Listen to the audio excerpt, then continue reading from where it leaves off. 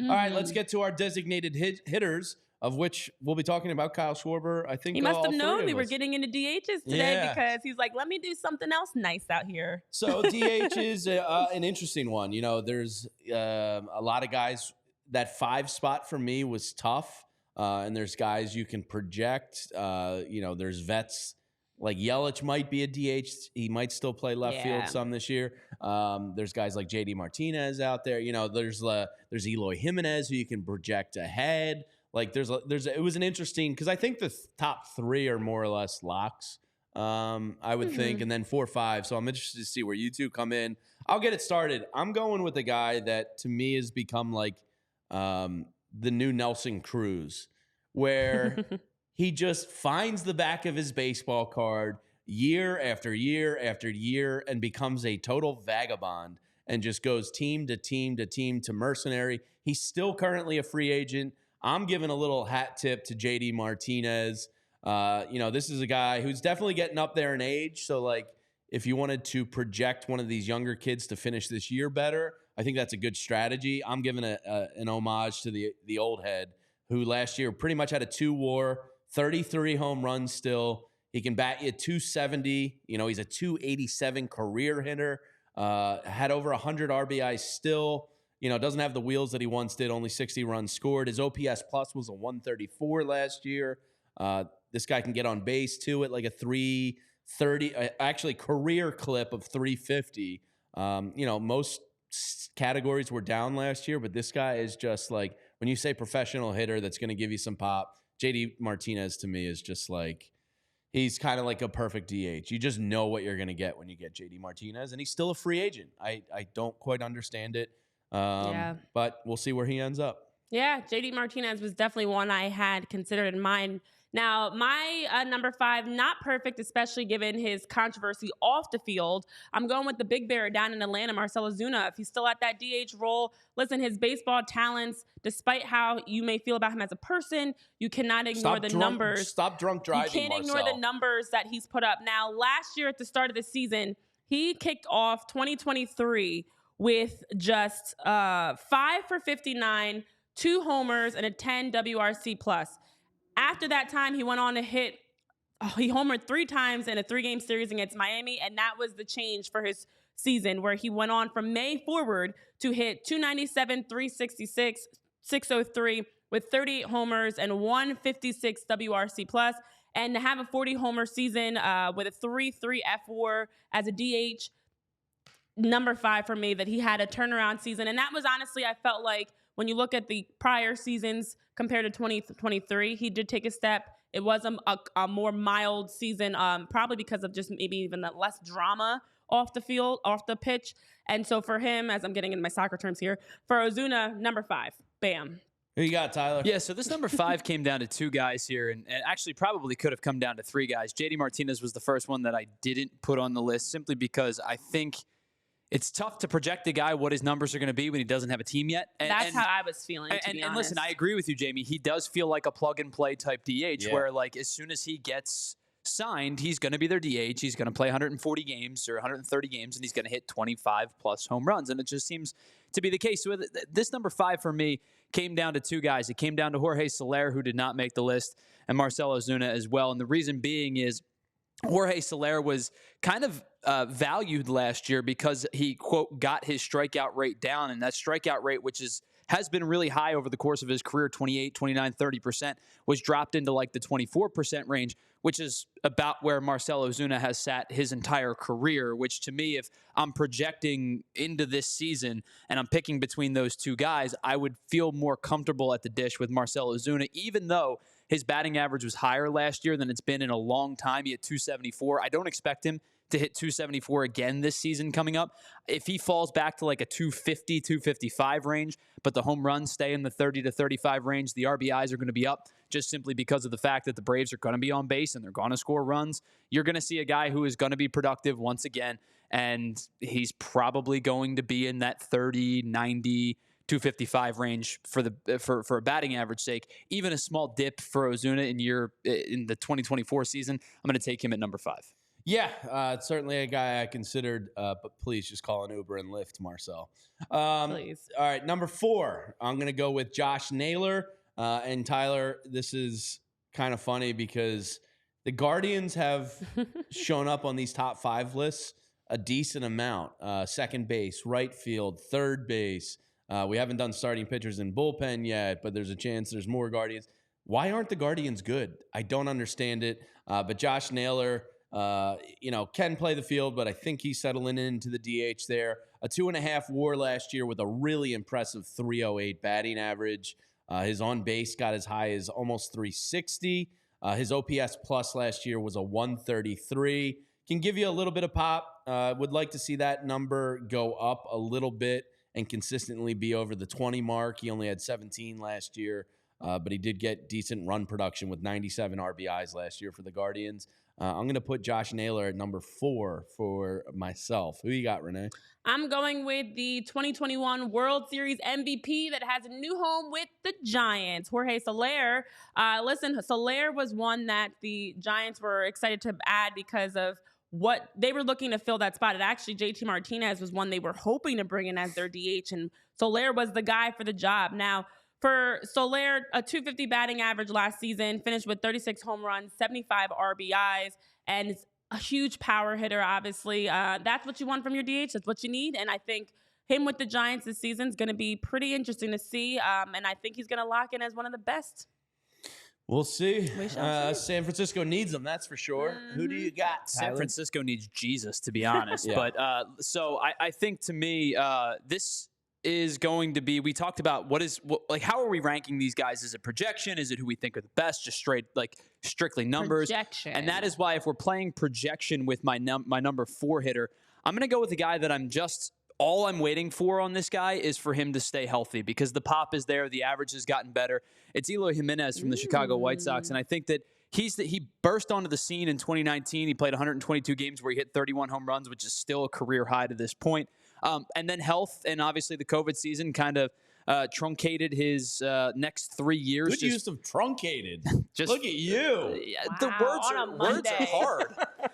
Just 55 games in each of the 2 seasons in 2020 and 2021. Obviously, COVID was a large portion of that. Just 84 and 22. Last year, he played 120 games, got almost 500 plate appearances, had almost over 450 at bats. He hit 18 home runs, drove in 64. I'm looking for that power number to finally come back. The one that saw him hit 31 home runs in his rookie season. I don't expect him to get back to 31, but if 18 can get to 25, I think that 25 is enough to put him on a list because the RBIs are going to be low. It's him and Robert and a bunch of bums. Like that Chicago White Sox team stinks. So if he's hitting 270, he strikes out less than 100 times a year. He's only struck out over 100 once in his career. Again, probably due in part to the fact that he hasn't played a lot of games in 3 of his 5 seasons. But last year, just 93 strikeouts. He doesn't walk a ton, so the OBP is a lot lower than you would expect for a guy who hit 270. But if he can get up into that 25 home run range, you get maybe to 30 doubles and play a full season, I really like the productivity that Eloy Jimenez can produce in 2024. Yeah, he's certainly one of those guys that can be on this top 5 list at the end of the year. All right, our top 3, I would imagine, unless anybody's got some real takes here, Today I do not have anything are spicy. pretty uniformed here.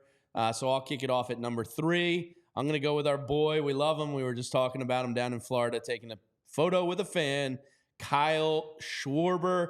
Now, his WAR last year was only 0.6. I'm interested to see what happens with his WAR now that he's out of the field and becoming a DH. Does that increase some? It probably should a little bit. Now, he's statistically one of the strangest cases ever with a 197 batting average last year, but a 343 on base. He's consistent with his power in his first 2 years in Philly. He hit 46 and 47. My main problems with Kyle Schwarber are not that he isn't a good baseball player. It's with him batting leadoff and playing defense. One of those has been eliminated. He doesn't have to play defense anymore. He gets to fill that true DH.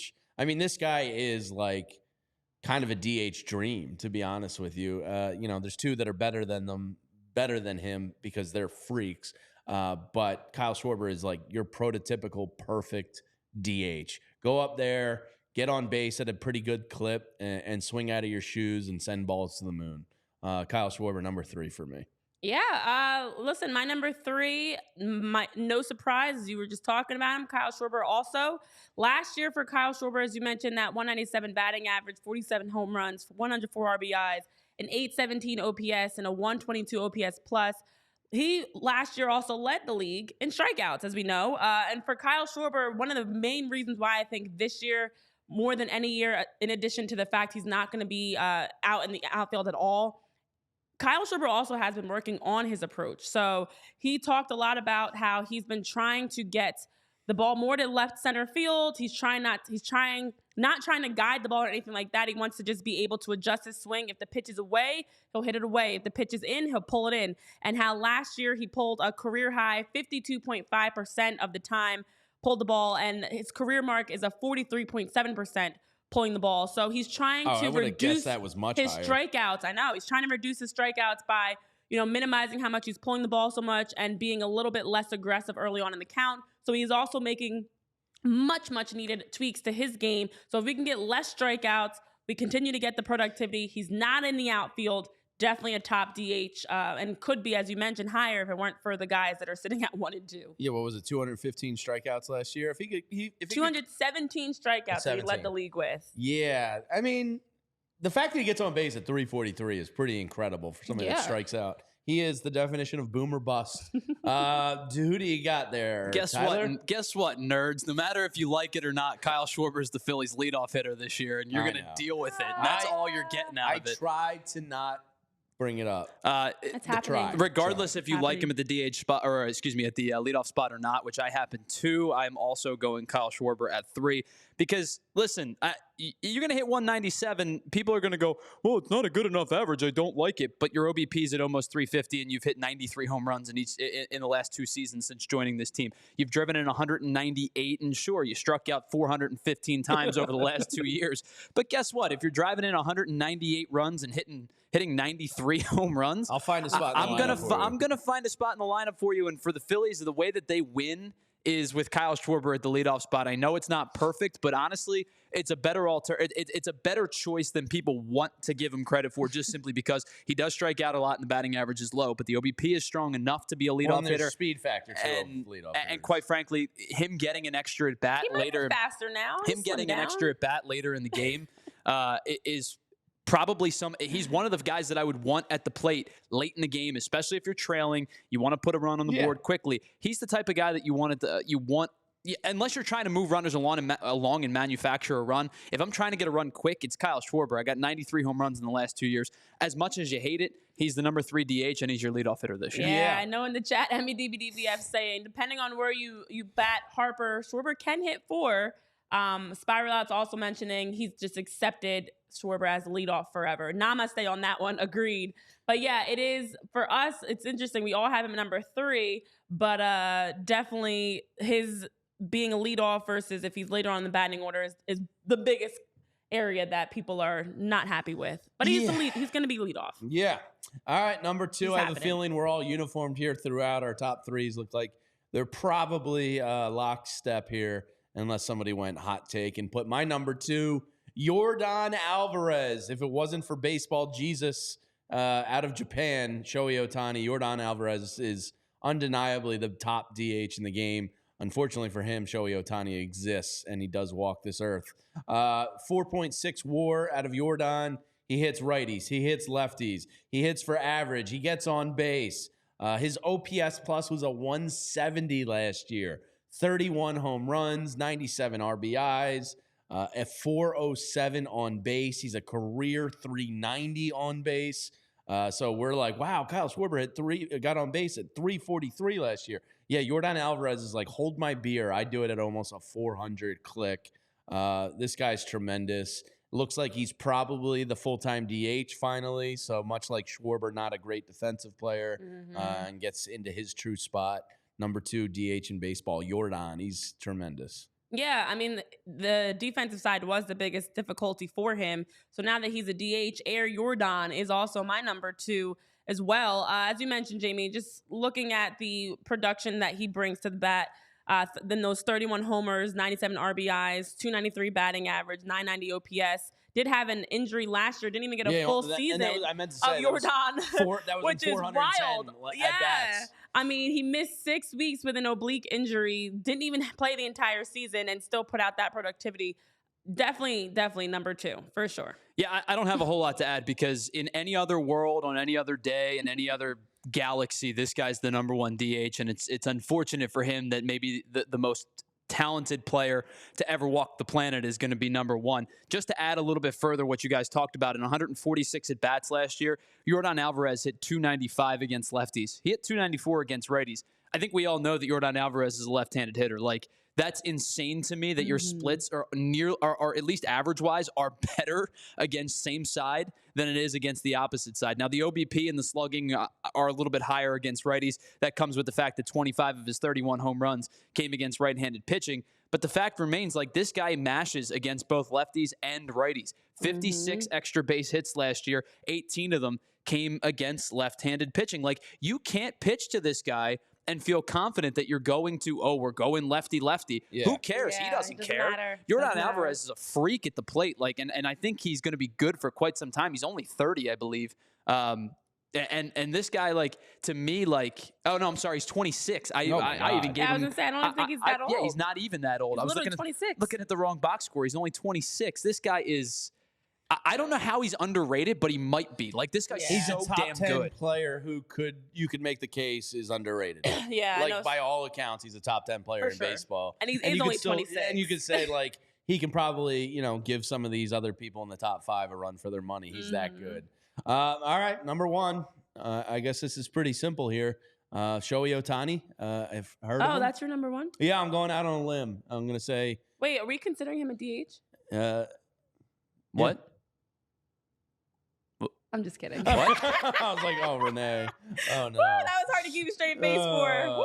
Yes. That was tough. I couldn't let that linger. Hot take alert. Shohei Ohtani, top DH in baseball. This guy's a freak. He had a 10 WAR last year. Now, part of that was he was pitching to a point, so that helps bolster that WAR. He got almost 500 at-bats last year. Hit above 300, hit 304. His on-base was a 412. His OPS plus was a 184, which is freaking ridiculous. He's got 44 home runs, 95 RBIs, 100-plus runs scored. The guy's a freak. He's the best baseball player in the planet. He's a Cy Young candidate when he has a healthy arm, too. And all those numbers last year were without even playing a full season. I'm also obviously going Shohei Ohtani number 1 to be voted the best designated hitter 3 years in a row, joining David Ortiz, the only other guy that's won that accolade 3 years in a row, who of course won it 5 times. That pretty special. The things that Ohtani has been able to accomplish, listen, the numbers aside, to be able to put out that production. You didn't even play an entire season. To also finish, as you mentioned, with his numbers last year, 44 homers, 96 RBIs, 8 triples, 20 stolen bases, and his season was over early September. He was like, I'm done. That's it for me. I'm injured. I'm out. And still was able to just crush so many metrics. Shohei Ohtani is in a league of his own and absolutely number 1 in any positional ranking. Whatever position Shohei Ohtani wants to play, he will be the number 1 guy in that position. Definitely top player in baseball, without a doubt. Shohei Ohtani, and only a DH right now, not even fully a two-way player, which I don't want to see again because I'm scared. Tyler, who you got? Number 1. To quote Ariana Grande, thank you, next. Okay. Like, let's do this for just wow, real quick. Tyler. Led thank the league you next. I don't know this. Led the league in OBP, slugging, OPS plus, total bases, home runs. Like, do we need to continue? Like, this guy is. I genuinely. I'm still confused about the Ariana Grande reference. I genuinely believe that this is the best player to ever walk the planet, and that's insane to me. Like, this guy is only 28 years old. He's a 3-time All-Star. He's a 2-time MVP. He's a Rookie of the Year. This year, we've talked about it. He's only DHing, and I would still take him as a top 5 player in this game. Like, this guy is off the charts good. He's got sneaky speed. He stole 20 bags for the second time in 3 years. He hit 8 triples for the second time in 3 years. Like, the only thing that this guy can't, like, the only knock on this guy this year is that he's not going to pitch. And that's, like, just not his fault. You know what I mean? Like, I just it does make me like wonder that contract. I'm like swooning over Shohei talking about this guy. But two Tommy Johns. By the way, he's 29. His birth. He turned my BFF Shohei turned 29 July 5th. Bet you didn't know his birthday is July 5th. I did not. And you also didn't know about Ariana Grande. You should have seen, guys. You should have seen JB back here because you couldn't see us on camera. I don't know what that reference he was like, was. What?